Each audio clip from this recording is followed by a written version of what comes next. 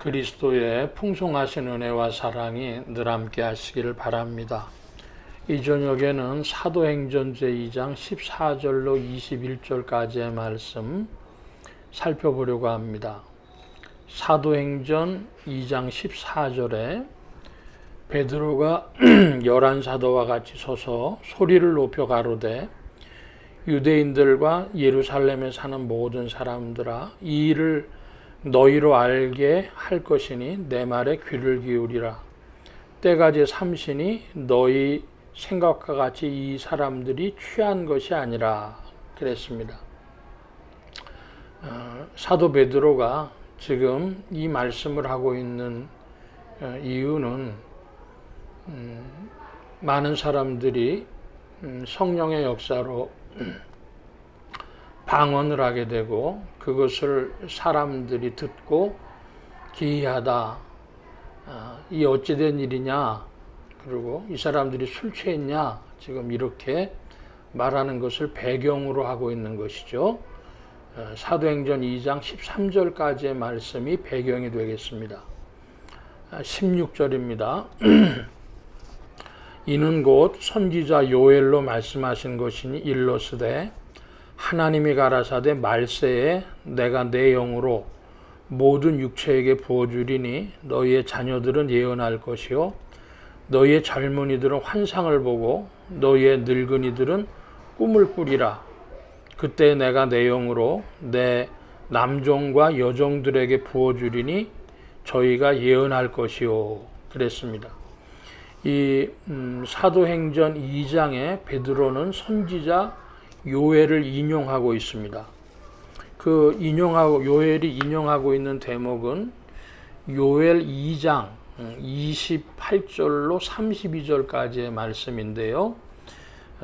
요엘 2장 28절 보면 그 후에 내가 내 신을 만민에게 부어주리니 너희 자녀들이 장래일을 말할 것이며 너희 늙은이는 꿈을 꾸며 너희의 젊은이는 이상을 볼 것이요 그때 내가 또 내 신으로 남종과 여종에게 부어줄 것이며 내가 이적을 하늘과 땅에 베풀리니 곧 피와 불과 연기 기둥이라 그랬습니다. 29절까지는 우리가 성령의 부으심이라고 하는 것으로 이해할 수 있는데 30절부터는 내용이 조금 달라집니다. 요엘서 20장 30절이죠. 요엘 20장 30절부터 다시 한번 읽어보겠습니다. 내가 이적을 하늘과 땅에 베풀리니 곧 피와 불과 연기 기둥이라. 여호와의 크고 두려운 날이 이르기 전에 해가 어두워지고 달이 핏빛같이 변하려니와 누구든지 여호와의 이름을 부르는 자는 구원을 얻으리니 이는 나 여호와의 말대로 시온산과 예루살렘에서 피할 자가 있을 것이며 남은 자 중에 나 여호와의 부름을 받을 자가 있을 것임이니라. 지금 요엘 2장 28절로 29절은 내 신을 만민에게 부어주리라 하는 그 말씀이고 30절로부터는 하늘과 땅에 이적을 베푸신다 이렇게 되어져 있습니다. 피와 불과 연기 기둥이고 31절엔 여호와의 크고 두려운 날이 이르기 전에 해가 어두워지고 달이 핏빛같이 변한다 이렇게 표현하고 있습니다. 자, 그러면 이제 다시 사도행전으로 돌아가서 그 말씀을 보면 16절 이해합니다. 이는 곧 선지자 요엘로 말씀하신 것이니 일러스되 하나님이 가라사대 말세에 내가 내 영으로 모든 육체에게 부어주리니 너희의 자녀들은 예언할 것이요 너희의 젊은이들은 환상을 보고 너희의 늙은이들은 꿈을 꾸리라. 그때 내가 내 영으로 내 남종과 여종들에게 부어주리니 저희가 예언할 것이요 또 내가 위로 하늘에서는 기사와 아래로 땅에서는 징조를 베풀리니 곧 피와 불과 연기로다. 주의 크고 영화로운 날이 이르기 전에 해가 변하여 어두워지며 달이 변하여 피가 되리라. 누구든지 주의 이름을 부르는 자는 구원을 얻으리라 하였느니라 그랬습니다. 자, 이 말씀, 즉 요엘서 2장 28절로 32절까지와 사도행전 2장 14절로 21절까지, 특히 16절로 21절까지 요엘서를 반복하고 있는 것 같은데 자세히 들여다보면 조금 내용이 다릅니다. 그러나 크게 이야기를 하자면은 크게 이야기를 하자면은 사도 베드로가 지금 방언 역사가 이루어지는 것을 볼 때에 그 각 지방에서 올라온 사람들이 그들의 언어로 그리스도에 관한 큰 일을 듣는 것을 보고 이것이 이제 성령이 임하신 것으로 그래서 요엘서 2장 28절로 32절까지가 성령 강림으로써 성취되어진 말씀으로 이해를 합니다. 보통의 사람들의 이해죠. 그런데 이것을 강력히 반대하는 성경학자들도 있습니다. 그것은 뭐냐 그러면 요엘서 2장 28절 32절 중에서 28절 30절은 영을 부어주신다, 내 신을 부어주신다 하는 것이지만 30절로 32절은 내가 기적을 하늘과 땅에 베푼다 하였고 사도행전의 말씀으로 보면은 19절에 사도행전 2장 19절에 위로 하늘에서는 기사와 아래로 땅에서는 징조를 베푼다. 이것은 성령론과 성령 강림과 관계없는 종말의 이야기라 하는 말씀입니다. 그래서 오히려 어떤 이들은 이것이 성령 강림에 관한 구절이 아니고 종말론적인 말씀으로 요엘서의 말씀을 이해하는 것이죠. 사도행전 2장의 인용도 그래서 성취되어진 것이 아니다 이렇게 주장하는 이들도 있는 것입니다.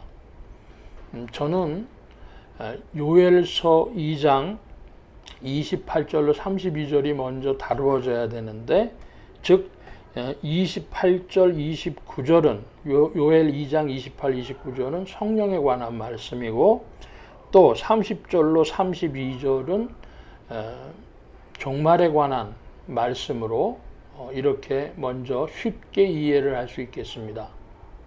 그러면 사도행전으로 이야기를 하자면 사도행전 2장 16절에서부터 18절까지는 성령에 관한 말씀이고 사도행전 2장 19절로부터 21절까지는 종말에 관한 말씀이다. 이렇게 먼저 형식적으로 분류할 수 있겠습니다.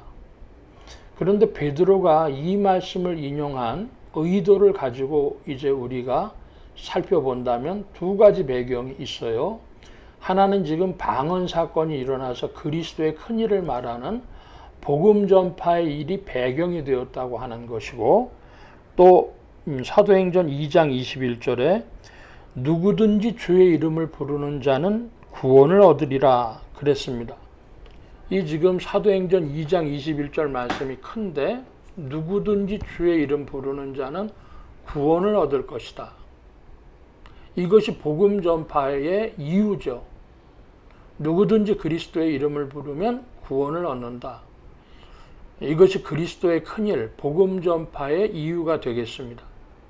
자, 그렇다면 흔히 말하는 성령론과 종말론도 어디에 부속되어지느냐, 어디에 봉사해야 되느냐, 그러면 복음 전파, 그리스도의 큰일 말하는데 부속되어지는 것이고 종속되어지는 것이죠. 성령론도 종말론도 복음 전파 아래 부속되어지는 것이다. 이렇게 말씀드릴 수가 있겠습니다.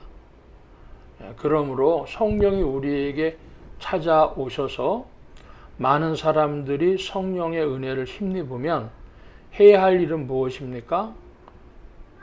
복음 전파, 그리스도의 큰일을 말하는 것입니다. 그리고 종말 때에 피와 불과 연기가 나는 그런 환경적인 어떤 여러 가지 역사가 있다 한다면 그것도 인생들을 그리스도께로 부르는 역사가 되겠죠.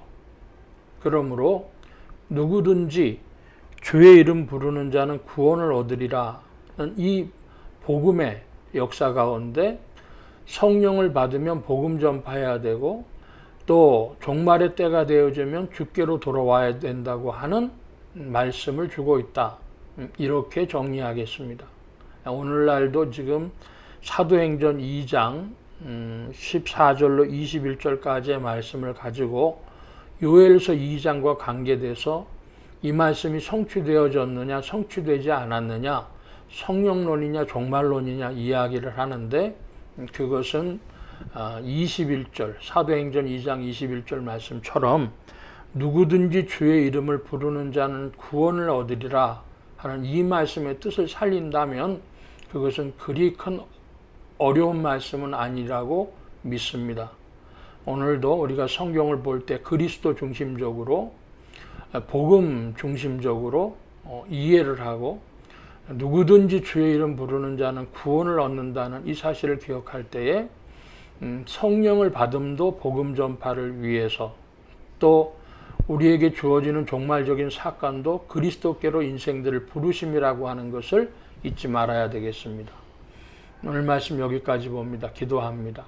만복의 근원 되신 주님 함께하여 주셔서 우리가 성경 말씀을 대할 때에 그리스도의 빛을 더욱 비춰주시고 언제나 성경 말씀을 그리스도 중심적으로 복음 중심적으로 또한 복음 전파와 구원하시는 말씀으로 대하도록 이끌어 주옵소서.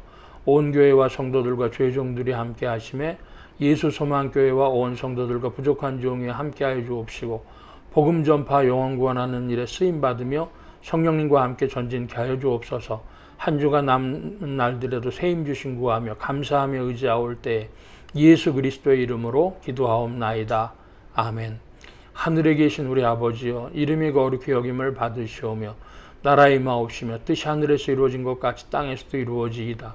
오늘날 우리에게 일용할 양식을 주옵시고 우리가 우리에게 죄 지은 자를 사하여 준 것 같이 우리 죄를 사하여 주옵시고 우리를 시험에 들게 하지 마옵시고 다만 악에서 구하옵소서. 되게 나라와 권세와 영광이 아버지께 영원히 있사옵나이다. 아멘.